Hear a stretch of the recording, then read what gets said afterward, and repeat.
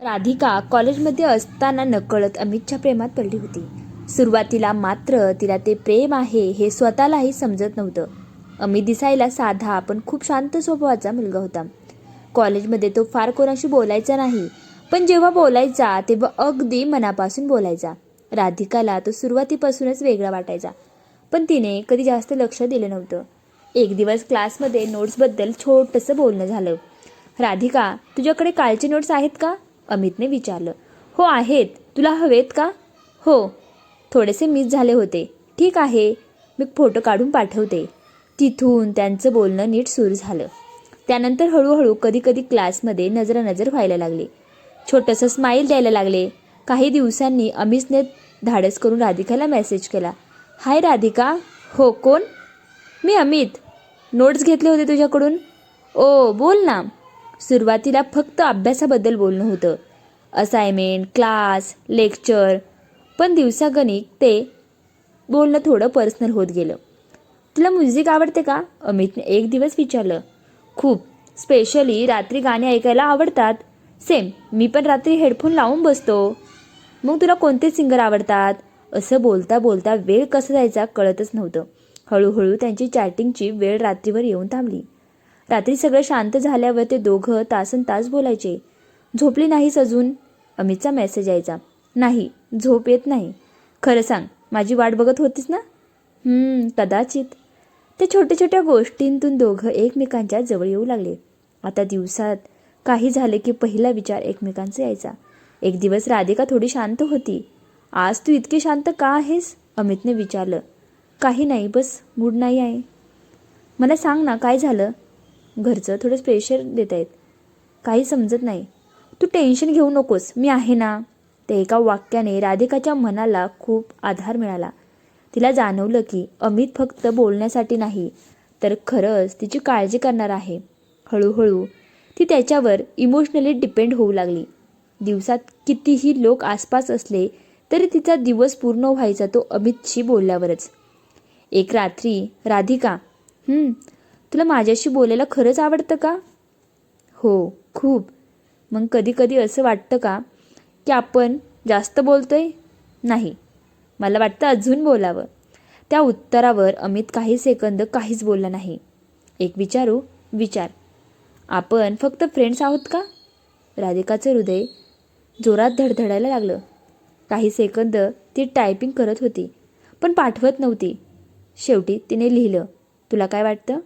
अमितने थोडा वेळ घेतला. मला वाटतं काहीतरी जास्त आहे. आणि राधिकाच्या चेहऱ्यावर नकळत स्माईल आली. मलाही. ते एका शब्दात सगळं होतं. त्या दिवसापासून त्यांच्या नात्याला नाव मिळालं नव्हतं, पण भावना स्पष्ट झाल्या होत्या. आता त्यांच्या प्रत्येक गुड मॉर्निंगमध्ये प्रेम होतं, प्रत्येक काय करतेसमध्ये काळजी होती, आणि प्रत्येक झोप लवकरमध्ये आपलेपणा होतं. राधिकाला आता समजलं होतं, हे सगळं अचानक नाही झालं. हळूहळू, नकळत आणि खूप शांतपणे ती अमितच्या प्रेमात पडली होती. अमित एक दिवस राधिकाला म्हणाला. राधिका, मला आज थोडं काम आहे एका हॉटेलवर. तू माझ्यासोबत येशील का? राधिका थोडी आश्चर्यचकित झाली, पण तिच्या मनात एकच विचार होता. अमितवर तिला पूर्ण विश्वास होता. हो, चालेल ना. आपण आधी तुझं काम करून घेऊ, मग घरी जाऊया, ती सहज म्हणाली. दोघंही त्याच्या बाईकवर निघाले.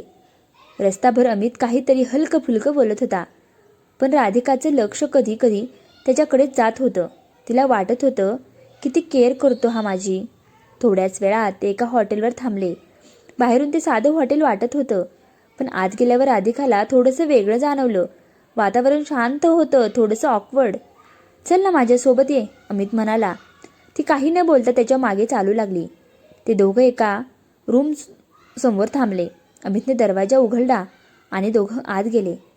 रूममध्ये शिरल्यावर राधिकाच्या मनात थोडी धडधड सुरू झाली. इथे काय काम असेल? इथे काय काम आहे? तिने हलक्या आवाजात विचारलं. अमितने बॅग खाली ठेवली. काही सेकंद तो काहीच बोलला नाही. मग तो तिच्या जवळ आला. राधिका, मला तुझ्याशी थोडं बोलायचं होतं, एकट्यात. राधिका शांत उभी होती. तिच्या मनात प्रश्न होते, पण ती काही बोलली नाही. अमितने हलक्या हाताने तिचे केस मागे केले. त्या स्पर्शाने राधिकाच्या अंगावर शहारा आला.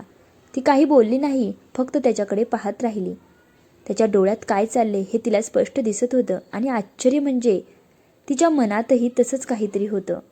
अमितने हळूच तिच्या कमरेवर हात ठेवला. क्षणभर राधिका थोडी थांबली, पण तिने त्याचा हात दूर केला नाही. तिच्या डोळ्यात भीती नव्हती, फक्त विश्वास आणि एक वेगळीच ओढ होती. राधिका. अमितचा आवाज थोडा हळवा झाला. ती हलक्या आवाजात म्हणाली,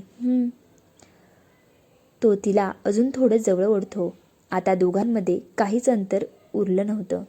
राधिकाचं हृदय खूप जोरात धडधडत होतं, पण ती त्या क्षणात हरवली होती. तिने हळूच डोळे मिटले. त्या एका क्षणात तिने सगळं स्वीकारलं होतं, कारण तिला अमितवर विश्वास होता आणि त्याच्यावर प्रेमही होतं. अमितने तिला हलक्या हाताने बेडवर नेलं आणि तीही त्याच्यासोबत शांतपणे चालत गेली. त्या रूममध्ये शब्द कमी होते, पण भावना खूप होत्या. राधिका त्याच्या खांद्यावर डोकं ठेवून शांत झाली. तिला त्या क्षणी काहीच विचार करायचा नव्हता, फक्त तो आणि ती एवढंच तिच्यासाठी पुरेसं होतं. त्या दिवशी त्यांनी एकमेकांना फक्त जवळ घेतलं नाही, तर त्यांच्या नात्यातील विश्वास आणि जवळीक अजून खोल झाली. राधिकाला वाटलं हा माणूस माझा आहे आणि अमितला वाटलं ती माझ्यावर पूर्ण विश्वास ठेवते. त्या एका क्षणाने त्यांच्या नात्याला एक वेगळंच वळण दिलं होतं. काही दिवस सगळं ठीक चाललं होतं, पण हळूहळू राधिकाच्या शरीरात बदल जाणवायला लागले. सुरुवातीला तिने त्याकडे लक्ष दिलं नाही, पण दिवसेंदिवस तिची चिंता वाढत गेली.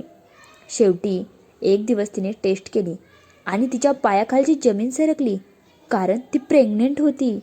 तिचे हात थरथरत होते, डोळ्यात पाणी आलं होतं. तिला काहीच समजत नव्हतं काय करावं. पहिला विचार तिच्या मनात आला, अमित. तिने लगेच त्याला फोन केला. अमित, मला तुझ्याशी खूप महत्त्वाचं बोलायचं आहे, प्लीज भेटशील का? अमित थोडा नॉर्मलच होता. हो.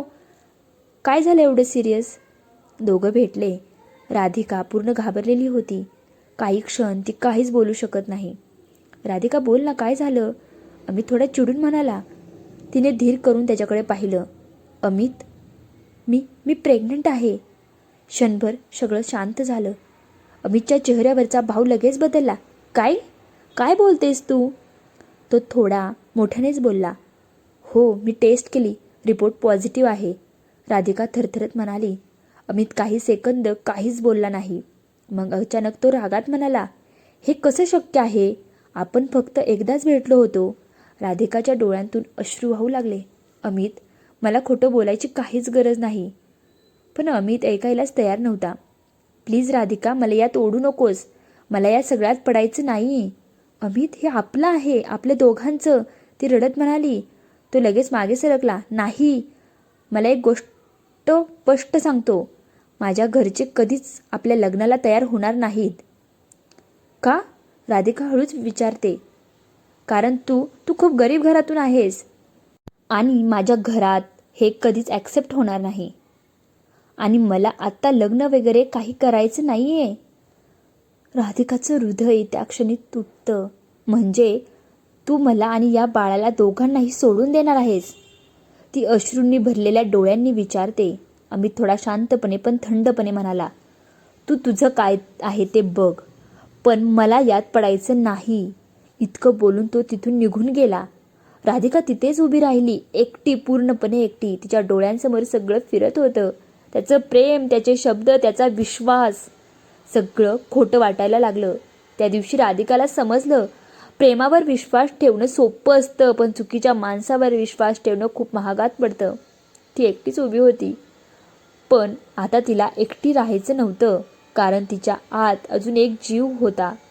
प्रेम करणं चुकीचं नाही, पण कोणावर विश्वास ठेवतोय हे ओळखणं खूप गरजेचं आहे. भावनांच्या भरात घेतलेला एक निर्णय संपूर्ण आयुष्य बदलू शकतो.